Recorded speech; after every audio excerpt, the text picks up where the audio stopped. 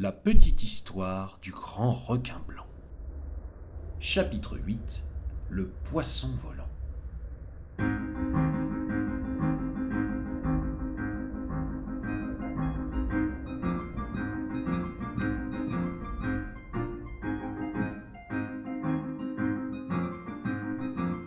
Après avoir fait la connaissance du congre mécanique, qui ne leur avait pas appris grand-chose sur la surface, le requin et le rémora continuèrent leur voyage en haute mer.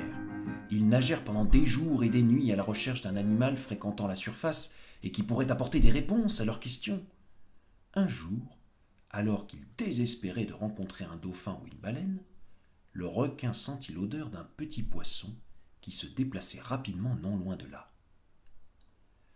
Son instinct lui commanda d'accélérer, car après tout, c'était l'heure du déjeuner, et rien n'arrête un squale qui a faim. Le requin, tout joyeux, ouvrait déjà grand la bouche pour gober la petite bête lorsque celle-ci remonta rapidement vers la surface et disparut au-dessus de l'eau. S'attendant à la voir retomber, il poursuivit sa chasse. C'est alors qu'il vit le sillage du poisson se poursuivre au-dessus de l'eau. Sa vitesse était impressionnante. Après avoir parcouru une certaine distance, il retomba dans l'eau. Le requin voulut tout de suite lui demander ce qu'il avait vu, mais il remonta immédiatement et se remit à nager au-dessus de la surface. Comment était-ce possible ? Comment pouvait-on passer à travers la surface ? Le requin essaya de poser une question plus courte au moment où le poisson retombait dans l'eau. « Qu'est-ce que tu fais ?» Le poisson était déjà reparti à la surface et continuait de sauter hors de l'eau. Le requin nageait le plus vite possible et le rémora avait du mal à le suivre. Toutefois, chaque fois que le poisson retombait dans l'eau, ils purent entendre un mot par-ci, par-là. Je suis un poisson volant.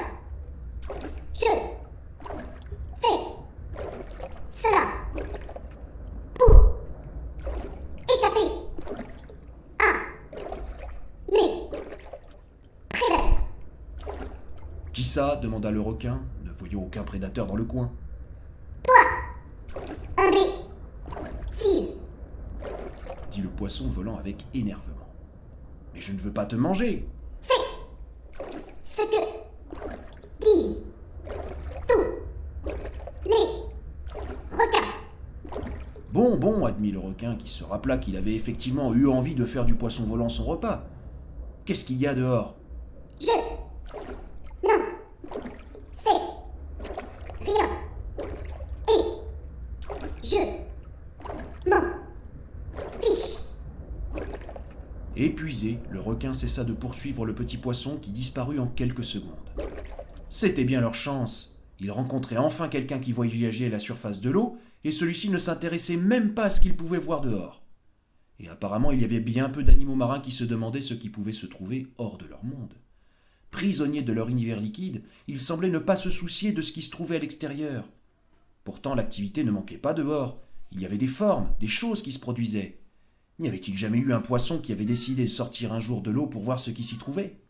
Pourquoi l'océan était-il de plus en plus vide ? Pourquoi ne retrouvait-on jamais ceux qui disparaissaient ? Quand on produisait une bulle dans l'océan, cela avait-il une conséquence là-haut ?